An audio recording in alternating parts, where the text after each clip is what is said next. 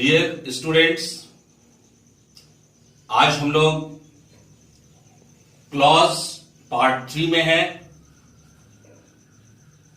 इसमें हम लोग काइंड्स ऑफ सबऑर्डिनेट क्लॉज के बारे में जान लेंगे। काइंड्स ऑफ सबऑर्डिनेट क्लॉज, हां, आप किसी भ्रम में, दुविधा में, डाउट में नहीं रहेंगे कि काइंड्स ऑफ क्लॉज है। काइंड्स ऑफ क्लॉज के बारे में आपको हम क्लॉज पार्ट 2 में बता चुके हैं। पार्ट 3 में ये काइंड्स ऑफ सबऑर्डिनेट क्लॉज है। काइंड्स ऑफ सबऑर्डिनेट क्लॉज में हम नाउन क्लॉज, एडजेक्टिव क्लॉज और एडवर्ब क्लॉज के बारे में जानेंगे। ऐसे तो आप नाउन, एडजेक्टिव, एडवर्ब के बारे में जानते ही हैं। दुनिया की तमाम चीजें जिसका कुछ नाम है और कोई भाव जो दिल दिमाग में उठता है, कुछ अदृश्य चीजें जो हम अनुभव कर सकते हैं, ये सभी नाउन है। एडजेक्टिव क्लॉज के बारे में जानने से पहले एडजेक्टिव को जान लें। एडजेक्टिव क्या है? एडजेक्टिव नाउन की विशेषता बतलाता है। एडजेक्टिव नाउन के बदले में आने वाले प्रोनाउन की विशेषता बतलाता है। उनके बारे में कुछ बढ़ा चढ़ाकर कुछ ज्यादा बतलाता है। अब हम आते हैं एडवर्ब क्लॉज पे। एडवर्ब क्या है? सिंपली एडवर्ब एडजेक्टिव की विशेषता बतलाता है। एडवर्ब वर्ब की विशेषता बतलाता है। एडवर्ब एडजेक्टिव की भी विशेषता बतलाता है और वर्ब की भी विशेषता बतलाता है। जैसे वह धीरे धीरे चलता है। अब क्वेश्चन कर लेंगे, वह कैसे चलता है? उत्तर आ रहा है धीरे धीरे। तो धीरे धीरे क्या हो गया? एडवर्ब हो गया। ये क्रिया की विशेषता बतला रहा है, वर्ब की विशेषता बतला रहा है। तो जनरली नाउन क्लॉज पे मन में क्वेश्चन आता है कि व्हाट इज नाउन क्लॉज। ये देखिए, व्हाट इज नाउन क्लॉज? बहुत ही सिंपल है। ए clause that does the work of a noun is a noun clause. एक ऐसा क्लॉज, एक ऐसा वाक्य खंड जो नाउन के तौर पे नाउन का काम करता है, नाउन क्लॉज है। ठीक वैसे ही what is adjective clause? And a clause that does the work of an adjective is an adjective clause. Adjective clause वो है जो adjective के तौर पे काम करता है। और ठीक वैसे ही similarly what is adverb clause? तो a clause that does the work of an adverb is an adverb clause. Adverb clause बतौर adverb काम करता है। तो ये क्लॉज के बारे में हम लोग जान लिए। अब क्वेश्चन ये आता है कि how to identify noun clause, adjective clause और एडवर्ब क्लॉज। बहुत ही सिंपल है, बहुत आसान है। इसको हम लोग देखेंगे। नाउन क्लॉज को कैसे पहचानेंगे हम किसी सेंटेंस में कि नाउन क्लॉज है, किस सेंटेंस में एडजेक्टिव क्लॉज है, किस सेंटेंस में एडवर्ब क्लॉज लगा हुआ है। तो आइए इसको हम लोग देखते हैं। नाउन क्लॉज के पहचान के लिए बहुत ही सिंपल रूल है कि इफ बिफोर और आफ्टर द SC, हमने यहां सबऑर्डिनेट क्लॉज को SC लिखा है। इफ बिफोर और after the subordinate clause is, am, are, was, where, be is used, it will be a noun clause only।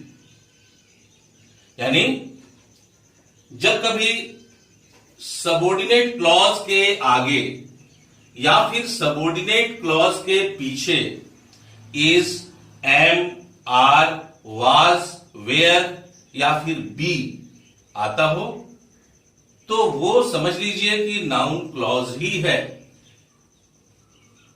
Subordinate clause. जैसे example हम लेते हैं, my dream is that nobody knows. यहां पर हम इसको डिवाइड कर देते हैं, इस सेंटेंस को। माई ड्रीम इज एक पार्ट हो गया, दूसरा पार्ट है दैट नोबडी नोज, ये दूसरा पार्ट है। तो दैट नोबडी नोज, यहां देखिए दैट ये शुरू हो रहा है सबऑर्डिनेटर से, सबऑर्डिनेटर है दैट, तो दैट सबऑर्डिनेटर है, पहले लग रहा है इस क्लॉज के, तो ये हो गया subordinate clause. That nobody knows ये सबऑर्डिनेट क्लॉज हो गया। और इस क्लॉज के, सबऑर्डिनेट क्लॉज के पहले क्या आ रहा है, देखिए इज आ रहा है, ये पहले आ रहा है। तो ये सबऑर्डिनेट क्लॉज जो है ये कौन सा क्लॉज हो गया, ये हो गया नाउन क्लॉज हो गया। क्लियर है? दूसरा एग्जांपल से और भी क्लियर हो जाएगा। दूसरा एग्जांपल है, that you have lost your faith life will be the fact. यहां पे हम इसको, इस पूरे सेंटेंस को, that you have lost your faith in life will be the fact, इस जगह पर हम डिवाइड कर रहे हैं इसको।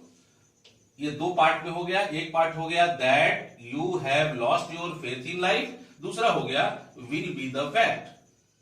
यहां पे ये जो पार्ट है, ये पार्ट दैट से स्टार्ट हो रहा है, जो सबऑर्डिनेटर है। तो सबऑर्डिनेटर से जब कोई क्लॉज स्टार्ट होता है तो वो सबऑर्डिनेट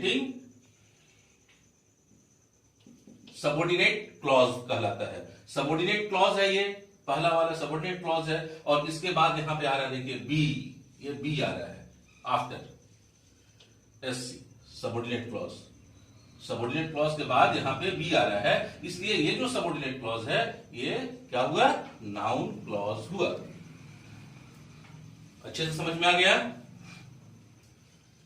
अब देखिए, हाँ ये भी जानना जरूरी है, एक और रूल है जिससे आप पहचान सकते हैं। आपको हमने क्लॉज के फर्स्ट पार्ट में बताया था कि कभी कभी प्रिंसिपल क्लॉज इनकम्प्लीट होता है। तो जब कभी प्रिंसिपल क्लॉज इनकम्प्लीट रहे तो उसका जो सबऑर्डिनेट क्लॉज है वो नाउन क्लॉज ही होगा। इस बात का ध्यान रखिएगा। देखिए यहां पे इसी सेंटेंस को देखिए, ये जो एग्जांपल पहला वाला है, माई ड्रीम इज, ये क्या है, प्रिंसिपल क्लॉज है। और ये दैट से शुरू हो रहा है, दैट नोबडी नोज, ये दैट से शुरू हो रहा है, सबऑर्डिनेटर से शुरू हो रहा है, सबऑर्डिनेटर है दैट है, यहां पे लिंकर है, कनेक्टर है, तो ये दैट से शुरू हो रहा है, इसलिए ये सबऑर्डिनेट क्लॉज है। तो यहां जो प्रिंसिपल क्लॉज है ये अधूरा है, पूरा है नहीं। माई ड्रीम इज, कौन सा ड्रीम है, क्या है, कुछ पता नहीं चल रहा है। तो यहां पे इसके बाद जो सबऑर्डिनेट क्लॉज आ रहा है ये क्या होगा, नाउन क्लॉज ही होगा। तीसरे तरीके से आप जान सकते हैं, आप प्रिंसिपल क्लॉज में व्हाट लगाकर क्वेश्चन कीजिए। जब आप प्रिंसिपल क्लॉज में व्हाट लगाकर क्वेश्चन करते हैं, ask what question from PC, principal clause, PC मैंने लिखा प्रिंसिपल क्लॉज के लिए, if SC subordinate clause gives its answer, it is NC, noun clause. अगर आप प्रिंसिपल क्लॉज में व्हाट से क्वेश्चन करते हैं और आंसर सबऑर्डिनेट क्लॉज दे देता है उसका, तो वो नाउन क्लॉज ही होगा। कभी कभी आप देखते हैं क्लास में टीचर किसी बच्चे को खड़ा करते हैं और उससे कोई क्वेश्चन करते हैं, वो नहीं बता पाता है और झट से उसका जवाब कोई क्लास का दूसरा बच्चा उठकर दे देता है। ठीक वैसे ही व्हाट का क्वेश्चन हम प्रिंसिपल क्लॉज से करेंगे और इसका जवाब सबऑर्डिनेट क्लॉज दे देता है, तो ये नाउन क्लॉज है। क्लियर है? और भी क्लियर हो जाएगा। इसको देखिए, माई ड्रीम इज, इसमें व्हाट से हम क्वेश्चन करेंगे। What is my dream? इसके पास कोई, प्रिंसिपल क्लॉज के पास कोई जवाब नहीं है। ये मम है। व्हाट इज माई ड्रीम नहीं बता पाएगा। इसका जवाब देगा subordinate clause, that nobody knows. Answer कौन दे रहा है? Subordinate clause. तो ये सबऑर्डिनेट क्लॉज क्या हो गया? नाउन क्लॉज हो गया। क्लियर? इसी तरीके से हम एडजेक्टिव क्लॉज देखेंगे और इसका भी बहुत सिंपल रूल है। वही व्हाट से क्वेश्चन कीजिए। Ask what question from subject and verb of principal clause.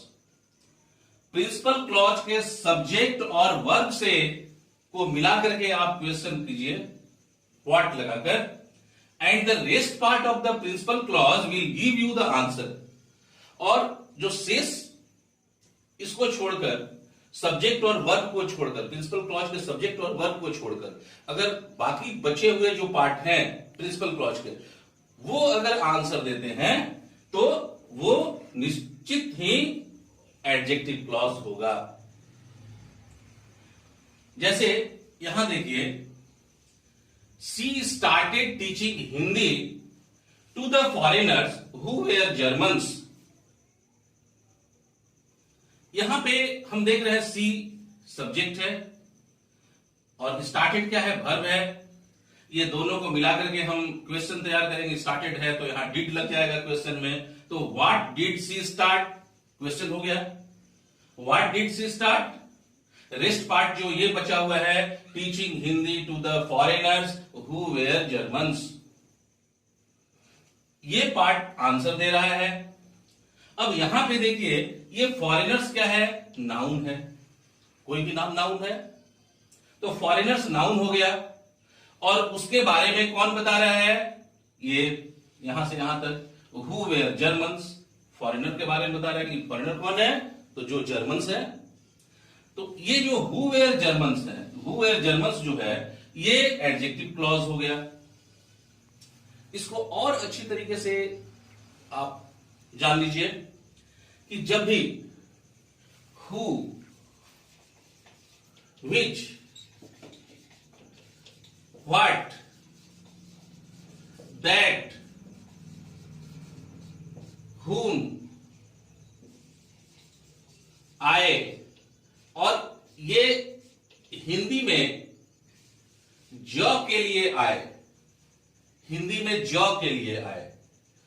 जैसे हु का मतलब जो, विच जिस, व्हाट जो, दैट जो। तो जब व्हाट, हु, विच, दैट, हुम ये जॉ के लिए आएगा, हुम जिसको, तो वो एडजेक्टिव क्लॉज होगा। जैसे फॉरेनर्स हु वेयर जर्मन्स, विदेशी जो जर्मन थे, यहां पे हु जो के लिए आ रहा है। तो ये जो पूरा यहां से यहां तक जो है, ये एडजेक्टिव क्लॉज है। क्लियर है? और ठीक वैसे ही अगर हु, विच, व्हाट, दैट और हुम, जब ये आ जाएगा क के लिए, हु कौन, विच किसे, व्हाट क्या, दैट क्या, हुम किसको, जब क के लिए आएगा तो ये हो जाएगा एडवर्ब क्लॉज। इससे ये अगर सबऑर्डिनेटर्स है और ये हिंदी में क के लिए आ रहा है तो ये एडवर्ब क्लॉज हो जाएगा। जो जिस भी क्लॉज में हु, विच, व्हाट, दैट, हुम लगा हो और वो हिंदी के क के लिए आए, किसे, क्यों, कैसे, इस तरीके से हिंदी में अगर हम उसको जानते हैं तो वो एडवर्ब क्लॉज के तौर पे माना जाएगा। अब आइए इसमें फिर एडवर्ब क्लॉज, इसमें व्हाट लगाकर क्वेश्चन नहीं करना है। Ask when, where, why, how to principal clause and you will get the answer in subordinate clause. It is adverb clause only.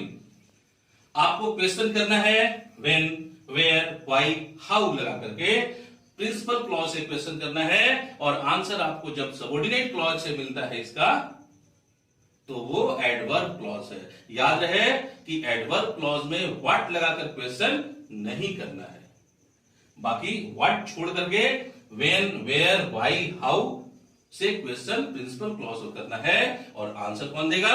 Subordinate clause देगा। ओके, इसको भी याद कर लीजिए आप। Learn by heart these subordinating conjunctions to find adverb clause.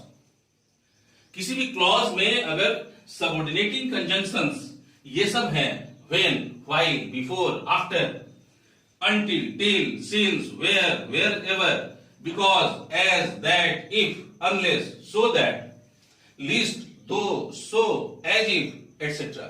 अगर ये सब सबऑर्डिनेटिंग कंजंक्शंस हैं लगे हुए, तो वो एडवर्ब क्लॉज होगा। तो इस तरीके से आज हम लोगों ने इस वीडियो में सबऑर्डिनेट क्लॉज के काइंड्स के बारे में जाना, और इसको पहचानने की बहुत सारे तरीकों का हमने इस्तेमाल किया।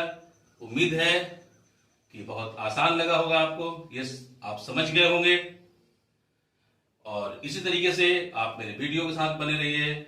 मेरे वीडियो को जरूर लाइक कीजिए, इस पर कमेंट कीजिए, और इसको सब्सक्राइब भी कीजिए, ताकि तमाम स्टूडेंट्स इसको देख सकें और इससे लाभान्वित हो सकें। धन्यवाद।